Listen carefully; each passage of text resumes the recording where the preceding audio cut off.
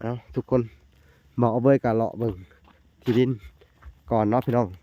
ก่อนว่านี่พี่น้องจำได้ว่ามือน่ะเขาวัดกันทำไรเพิ่นทางไปนี่เนาะแต่ว่าอันอีแม่จาก USA เพิ่นอยากได้16คูณ25พี่น้องเอ้ยผมว่ามันสิได้หรือบ่นี่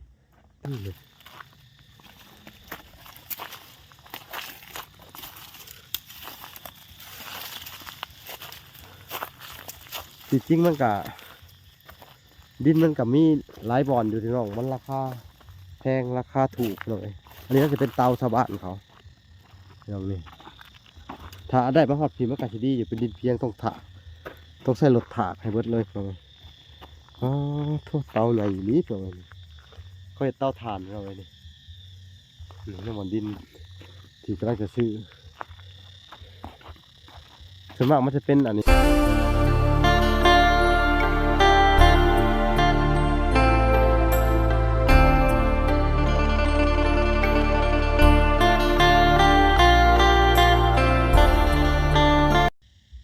สบายดีพ่อแม่พี่น้องเบิร์ดสุขสู่คนเนาะกันยินดีเข้าสู่ช่อง YouTube เบาละสายบุญคุณธรรมคือเก่าเนาะทุกคนเนาะทักทายสบายดี FC ทางฝั่งไทยและ FC ทางฝั่งลาวและ FC ทางต่างประเทศนำเด้อทักทายสบายดีพ่อแม่อยู่ทั้งเมืองนอกเมืองนาพี่น้องเอ้ยมื้อนี้กะอยู่กับอาเบยคือเก่าพี่น้องเอ้ยก็มาอัปเดตเรื่องราวที่ดินเนาะเพราะว่าเฮากะจะมาเบิ่งที่ดินเนาะพี่น้องเพราะว่าทางเจ้าของดินเพิ่นติดธุระเพิ่นก็ว่า3มื้อเนาะเพิ่นนัดทำมามื้อนี้แต่มื้อนี้เพิ่นยังติดธุระอยู่พี่น้องเอ้ยเพิ่นไปธุระงานดองพี่น้องเอ้ยเพราะว่าช่วงนี้มันอันเดือน4พี่น้องเอ้ยงานดองหลายคู่มื้อเลยเพิ่นว่าหลังจากที่ว่าบ่ล่ะจะพาเพิ่นไปทำบุญกันได้เว้ากับเพิ่นแล้วว่าเพิ่นว่าอันช่วงนี้สิติดธุระแต่ว่าน่าจะเป็นมื้ออื่นเนาะทุกคนเนาะที่ว่าเขาจะให้ทุกคนได้ลุ้นกันว่ามันราคาที่เท่าไรเพราะว่าบ่ล่ะก็จะมาต่อเนาะราคามันบ่ก็สิต่อราคาที่ดินว่าสิได้ส่ำใดพี่น้องเอ้ยเอ้าถ้าลุ้นกันไปแต่มื้อนี้เฮาก็จะมาอัปเดตเบิ่งก่อนพี่น้องเอ้ยไปได้เว้ยมาเบิ่งที่ดินมาได้เป็นราคาดีใจอยู่เนาะเอาเบิ่งกล้องเลยดีใจอยู่เนาะไปเลาะเบิ่งเดี๋ยวโอเคนะทุกคนเนาะเดี๋ยวให้ทุกคนไปเลาะเบิ่งที่ดินเลยเนาะว่าจะเป็นจังไดโอเคไปเบิ่งกันเลยเอ้าทุกคนบอกเอาเว้ยกะเลาะเบิ่งที่ดินก่อนเนาะพี่น้องก่อนนี่พี่น้องจำได้ว่ามือน่ะเขาวัดกันทำไรเพิ่นทางไปนี่เนาะแต่ว่าอันอีแม่จาก USA เพิ่นอยากได้16คูณ25พี่น้องเอ้ยผมว่ามันสิได้หรือบ่นี่แต่จริงๆเขาสิขอเบิดโนนนี่เนาะพี่น้องเอ้ยเขามันสิได้เนาะเบิ่งก่อนที่ดินไปแบบนี้นี่เพิ่นให้มาแบบนี้นี่พี่น้องอย่างมาแบบนี้แต่ว่าสิขอมามันรุดโนนพี่บัดนี้ขอมามันฮอดพี่เบิ่งขอมามันฮอดพี่เนาะพี่น้องเนาะเพื่อสิรุดตัวขึ้นมาอีกดินตัวขึ้นมาคือมาใส่ขอไปนี่อีกเนาะเอาทุกคนไปเลาะเบิ่งไปเอาเว้ยไปเลาะเบิ่งข้างๆเขาหอบที่ดินเพิ่นมองมันสิร้ายซำใดเนาะอันนี้มันเป็นกกเลยนะนี่เราไอ้กกผักกลุ่มนี่มันเดินว่าเอาเว้ยนี่ตกมาเข็นนี่มันจะลุบลงพี่น้องเป็นสระดูแต่ข้างนี่มันก็จะเป็นแบบนี้ลักษณะนี้พี่น้องมีโน้นนี่แหละข้างๆเดียวกันนี่แหละยับไปมันเป็นโศกมันเป็นโน่นคล้ายๆโน่นหลังเต่าพี่น้องเลยมือไว้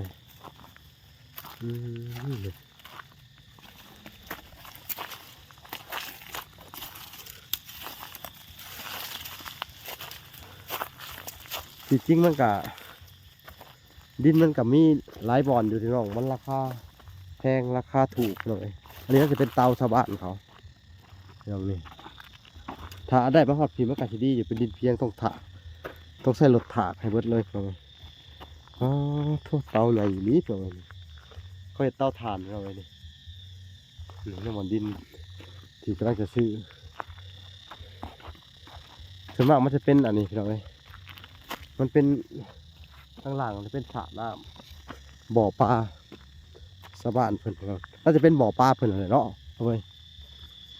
หวัง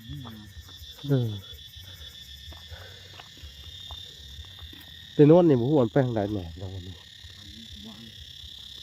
อันนี้มันเป็นดินไผเอาฝังเลยยังบ่ฮู้เลยบ่บ่แม่นดินเพิ่นบ่ จังหวะ อืม ไม่ใช่จุดกัน ตัวจันเนาะแต่กระจันก็ออกแล้วไอ้หน้านี่แต่ว่ามันก็โอเคอยู่เนาะนอนตัวนี้เนาะจะต้องถากดินขึ้นมาอีกพี่น้องเอ้ยมันมีต้นคูนอีกได้พี่น้องเอ้ยในดินเพิ่นนี่มีต้นคูนน้ำไหนเนาะอืมก็พอดีว่าทั้งผู้ใหญ่ทั้งแม่จาก USA พี่น้องเอ้ยเพิ่นก็ให้บัลลามาถามเบิ่งต่อรองราคาแต่ว่ากับเพิ่นสิโทรมาคุยเองน้ำแน่พี่น้องเอ้ยว่าราคามันสิถือหรือสิแพงกะไปรอรุ่นน้ำกันพี่น้องเอ้ยว่าสิได้ชำใดพี่น้องเอ้ยเพิ่นห้อง11 ล้านพี่น้องเอ้ยแต่ว่าดินมันก็ต้องดุดต้องหยังแน่อีกนะเขาสิถามเบิ่งรายละเอียดอีกว่ามันสิชำใดเดี๋ยวเว้ยผมมันก็ได้ผมลงละพี่น้องเอ้ย เมื่อย เป็นไง มื้อ เมื่อแดด แม่ มันอากาศมันร้อนแล้วเนาะ โดย บางซอกซัมเมอร์นี่พี่น้องเอ้ยหนาวปาได้กลับมาแดดอีกบาทเนี่ยโอ้ยจะเป็นสาดแดดทั้งหนาวอากาศเปลี่ยนแปลงเป็นหวัดเป็นไข้เป็นไอพี่น้องเอ้ยนี่แหละสภาพหน้าดินพี่น้องเอ้ยหน้าทางก็สิเป็นประมาณนี้ใกล้เฮือนคนมีหลักฐานนี่เครือข่ายนี่พี่น้องเอ้ยถ้าบ่มีต้นนี้กับบนอื่นเขาคือจะขายแพงอีกกว่านี้กับบ่ฮู้เนาะพี่น้องเนาะเพราะต้นนี้มันอยู่ในตัวจุดซุ้มหรือว่าตัวเมืองเลยพี่น้องเอ้ยนี่ดิน ตัวนี้ก็ต้องได้เอารถมายกเอา ถอต้นนี้นะโอ้ยมันเป็นถอของหลวงเขาเฮ็ดบ่ได้ดอกให้เพิ่นเฮ็ดเองเพิ่นดอกนี่ของเฮาก็ต้องเฮ็ดแบบนี้แต่เขตตัวนี้นี่ถากไปถากดินไปอีกพี่น้องเอ้ยเนาะเบิ่งกันว่ามันสิเป็นจังไดต่อไปพี่น้องเอ้ยเพราะว่ามันกะสิประมาณนี้นะดินพี่น้องเอ้ยจักถึกจักแพงแต่ที่จริงบ่ล่ะก็ว่าแพงอยู่เพิ่นก็ให้เท่าไหร่12 คูณ 13มาหยังประมาณนี้แต่บางเทื่อก็น่าจะได้15 คูณ 15สิยังคายเนาะเดี๋ยวจะให้ทุกคนเบิ่งก่อน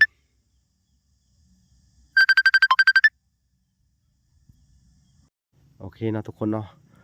กับมื้อนี้ก็สิมาสอบถามเอาเบยเติมอีกพี่น้องเอ้ยเป็นจังไดในที่ตัวนี้มักบ่ มักอยู่ มักเนาะ โดย แต่ว่าทางแม่โทรมาคุยกับเจ้าอาจจะได้แน่เพิ่นว่าเพิ่นบอกกันแล้วเกี่ยวกับ ที่แรกนี่แหละ ที่ตัวนี้เลยแมันบ่ แม่น เพิ่นจะให้อยู่ที่เลยเนาะ โดย เป็นจังได๋ก็อยู่นี่เนาะ โดย น่าจะเป็นที่สุดท้ายเนาะทุกคนเนาะบอกเว้ยว่า โดย คักเนาะมันใกล้ตัวเมืองเนาะก็ว่าสิสะดวกสบายอยู่ดอกก็มีลุงมีหยังเนาะบ่ล่ะก็สิคอยสอบถามลุงเพิ่นพี่น้องเอ้ยแล้วก็คอยให้เพิ่นอยู่นำลุงท่าเนาะบางเทื่อบาดนี้ก็สิให้เพิ่นอยู่นี่แหละบ่ได้ไปไสเนาะหลังจากที่ว่าเฮาไปทำบุญเสร็จแล้วเขาก็สบายใจเนาะ โดย สบายใจขึ้นหลายเนาะบ่ได้ฝันยังบ่ไปเฮ็ดบุญนี่นะบ่ได้ฝันเห็นเห็นพ่อเห็นอิหยังเขาว่าได้บ่ บ่ เนาะบ่ฝันเลยเนาะ โดย เพิ่นก็บ่เนาะยันว่าเพิ่นว่าหลังจากที่ทำบุญแล้วฝันจังซั่นจังซี่บ่ได้ฝันเลยเนาะ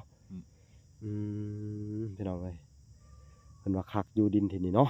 โดย จังได๋ก็ยืนยันว่าสิเอาอยู่นี่แหละเนาะก็มีแต่ว่าจังได๋ก็มีแต่สิรุดดินขึ้นมาเนาะรุดดินขึ้นมา โดย พี่น้องเอ้ยสิรุดดินเอาพี่น้องเอ้ยเพราะว่ามันก็เป็นดินต่ำสูงอยู่พี่น้องเอ้ยแต่ว่าจุดประสงค์ของผู้ใหญ่เพิ่นจำเป็นแหละพี่น้องเอ้ยเพราะว่าราคาก็บ่แพงปานใดพี่น้องเอ้ยย่อมเยาดีก็โอเคอยู่พอจับต้องได้อยู่พี่น้องเอ้ยเพราะว่าเนื้อดินเนื้อที่แถวนี้ดินนี่มันยากแน่พี่น้องเอ้ยยากเพราะว่าค่อนข้างจะแพงแถวนี้เพราะว่าดินนี่มันมีจำนวนจำกัดเนาะมันเขตตัวเมืองก็ว่าแม่นเนาะพี่น้องเนาะไผก็จับจองไว้เพื่อเฮ็ดเรือนเฮ็ดซ่านไผมันพี่น้องเอ้ยแต่ว่า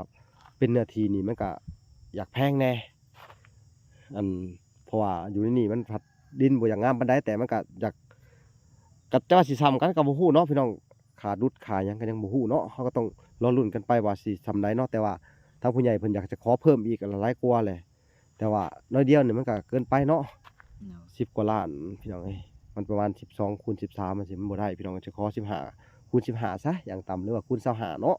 ยาวออกไปเพิ่นสิเนาะก็ยังโอเคพี่น้องเอ้ยพอได้ อันเฮ็ดห้องนอกห้องน้ำพอได้ปลูกฝังแม่นบ่ โอ้ย อยากปลูกหยังเพิ่นสมมุติได้ดินแล้ว ปลูกผักปลูกหญ้า ปลูกผักกินเนาะ โดย น้ำบาดาลก็อยากได้อีกบาดนี่เนาะ โดย มันบ่มีน้ำได้พี่น้องเอ้ยอยู่ในเมืองนี่ถ้าบ่มีน้ำบาดาลจบเลยจะไปหาอยู่ไสพี่น้องเอ้ยเฮ็ดนี่ น้ำลงสระนั่น น้ำหนองสระนะเพิ่นสิมันเป็นน้องของเพิ่นเลยก็ใครอยู่เขาก็ใช้น้ำเพิ่นหนองสระตักเอาเนาะ โดย ก็บ่ยากอยู่ตัวนี้เนาะเดี๋ยวก็หลังจากซื้อดินเฮาก็ดำเนินการเลยพี่น้องเอ้ยสิรุดหรือว่าจังไดพี่น้องเอ้ยเฮาก็สิถามผู้ที่อันอีแม่อีกครั้งหนึงพี่น้องเอ้ยผู้ที่เพิ่นอันซื้อดินให้พี่น้องเอ้ยหรือว่าจังไดถ้าบ่พองบก็ต้องมีการอันบอกกันอีกพี่น้องเอ้ยก็บ่พออิหยังก็สิบอกตื่มพี่น้องเอ้ยเพราะว่าในการซื้อดินนี่ครับมีแต่แม่จาก USA เพิ่นซื้อให้ก่อนแล้วพี่น้องเพิ่นออกทุนก่อนเนาะ โดย ออกทุนก่อนแต่ในส่วนของเฮือนก็เพิ่นก็ว่าเพิ่นว่าจังได๋ในส่วนของเฮือนนี่เพิ่นว่ากับเจ้าจังได๋ยังบ่ฮู้เลยแม่นบ่ โดย สงสัยเพิ่นสิซื้อแต่ดินให้เด้อพี่น้องเนาะในส่วนของเฮือนก็ใครอยากเพิ่มเติมเฮ็ดเฮือนเฮ็ดชานให้อาเบ้ยก็ยินดีเด้อพี่น้องเอ้ยยินดีเป็นสะพานบุญให้เนาะผู้เล็กๆน้อยๆพี่น้องเอ้ย FC คนใดที่อยากซอยลาวก็ยินดีเด้อบ่ล่ะก็บ่ฮู้สิเฮ็ดจังไดพี่น้องเอ้ยบ่ล่ะก็ต้นทุนต่ำคือกันพี่น้องเอ้ยก็อาศัยแต่ผู้ใหญ่ใจดีนั่นแหละพี่น้องเอ้ยอาศัยแต่ท่านผู้ชมพี่น้องเอ้ยถ้าบ่มีท่านผู้ชมก็บ่ได้แหละพี่น้องเอ้ยบ่ฮู้ว่าสิช่วยเพิ่นได้จังไดแน่พี่น้องเอ้ยที่ผ่านมาก็มันเป็นจุดประสงค์ของผู้ใหญ่เพิ่นที่ว่าให้พาไปทำบุญแล้วก็ผู้ใหญ่เพิ่นก็บ่ว่างนำแน่อันผู้ที่ว่าจะขายดินเพิ่นว่างานดองติดต่อเลยงานดอง 3-4 มื้อบ่ล่ะก็เลยว่าโอเคในเมื่อนั้นน่ะก็อันไปทำบุญเลยสินะประมาณนี้ไปบ้านบ่ล่ะพาเพิ่นไปทำบุญพี่น้องเอ้ยหลังจากที่ว่ามาเข้าฝันผู้ใหญ่ใจดีแล้วเพิ่นก็บอกว่าให้พาอาเบ้ยไปทำบุญซะเพิ่นว่าเนาะก็คือเฮามาเบิ่งในที่นี้หลังจากที่เพิ่นเบิ่งคลิปไปกลางคืนมาเพิ่นก็ฝันเลยแม่นบ่ โดย เพิ่นก็เว้าให้เจ้าฟังอยู่เนาะ โดย โดยเนาะก็เป็นมิตรหมายที่ดีเพิ่นว่าน่าจะเป็นหลวงปู่โพสีแก้วนั่นแหละมาอยู่ในจุดนี้เนาะพี่น้องเอ้ยเอ้าจังได๋ก็กราบวิงวอนเนาะพี่น้องเอ้ยสิ่งศักดิ์สิทธิ์หรือว่าในสถานนี้ที่แห่งนี้เนาะถ้าเกิดว่ายังอยู่แห่งนี้ก็ช่วยอาโบยหน่อยเด้อพี่น้องเอ้ยให้คุ้มครองเพิ่นให้เพิ่นมีที่อยู่ที่อาศัยและมีเรือนมีศาลอยู่พี่น้องเอ้ยขอให้มีผู้ใจบุญช่วยเหลือเพิ่มเติมอีกพี่น้องในส่วนของเรือนพี่น้องเอ้ยเนาะหลังจากนี้ก็สิได้เฮ็ดเรือนเฮ็ดศาลให้เพิ่นสักทีหนึงแต่ก็หลายคนก็เม้นเข้ามาก็ต้องขอโทษขออภัยนำผิดพลาดประการใดก็ว่ายังบ่ได้คืบหน้าเนาะแม่นเพราะว่ายังบ่คืบหน้าอีหลีพี่น้องเอ้ยก็ยอมรับว่าล่ะยอมรับในความบ่คืบหน้าพี่น้องเอ้ยเพราะว่ามันเป็นจุดนี่เป็นจุดสุดท้ายแล้วผู้ใหญ่เพิ่นบอกนะแล้วก็บัดนี้คนที่จะซื้อเพิ่นว่าบ่ว่างเนาะบ่ว่างเพราะว่าเพิ่นไปแต่ละมื้อก็มีแต่งานดองงานดองพี่งานน้องลูกหลานเพิ่นพี่น้องเอ้ยเพิ่นจะเป็นต้องไปพี่น้องเอ้ยถ้าสิมาเบิ่งดินก็มันก็ต้องใช้เวลาเพื่อสิมาถักทางเพื่อสินำในบ้านมานำผู้หลักผู้ใหญ่มาครับในบ้านก็บ่ว่างว่าสินะพี่น้องเอ้ยทั้งแผนกที่ดินมันเพิ่นก็บ่ว่างเพราะว่าแผนกที่ดินก็ต้องมาใช้เวลาเป็น 2-3 ชั่วโมงเนาะพี่น้องเนาะเพิ่นก็เลยว่าแต่ละมื้อก็เลยว่าบ่ว่างกันก็เลยนัดกันเป็นมื้อใหม่เนาะน่าจะเป็นมื้ออื่นเนาะพี่น้องเนาะจะได้ความชัดเจนเนาะเบ่เนาะ โดย ดีใจอยู่บ่บาดนี้ โดย อีแม่เพิ่นฝากเงินมาให้แล้วเด้ โดย $500ผู้เด้จะให้มาซื้อดินเนาะ โดย เอ้าขอบใจอีแม่เบิ่งดูบัดนี้ ขอบใจแม่ ขอบใจเด้อเอ้าอวยพรให้เราแหน่ให้เราอยู่ดีมีแรงเอ้านบน้ำพี่น้อง สิขึ้นเอาน้ำใจเอาเด้อ เออ บ่เป็นเว้า ว้าวโลดเอาบ่คิดก็ลองเว้ามึง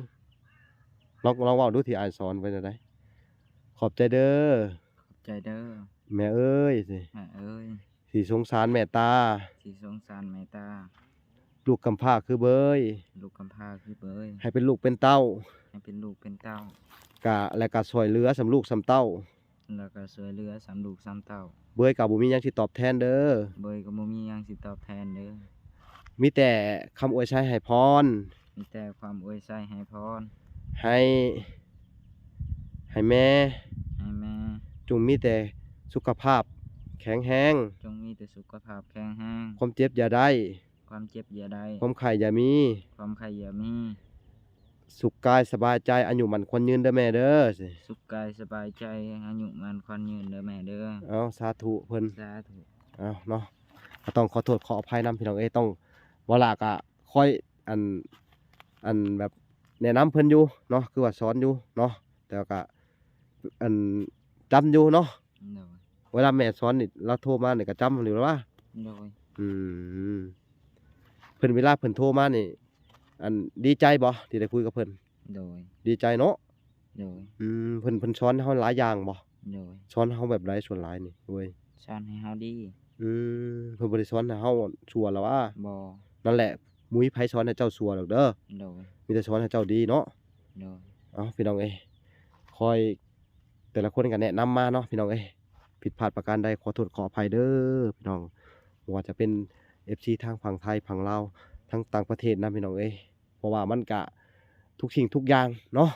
มันก็บ่ได้ง่ายๆมันก็ขึ้นอยู่กับบุญวาสนาเนาะเว้ยเนาะ โดย คือเนื้อที่ที่ดินกว่าเฮาสิหามาได้นี่มันก็ยากพี่น้องเพื่อสิมีผู้ใหญ่มาช่วยเหลือแล้วก็เพื่อเฮาสิค้นคว้าที่ดินได้เพื่อเฮาสิอันแบบว่าเพื่อสิแบบค้นคว้านะคือว่าเอาแหละพี่น้องเพื่อสิตกแตกกันเพื่อสิ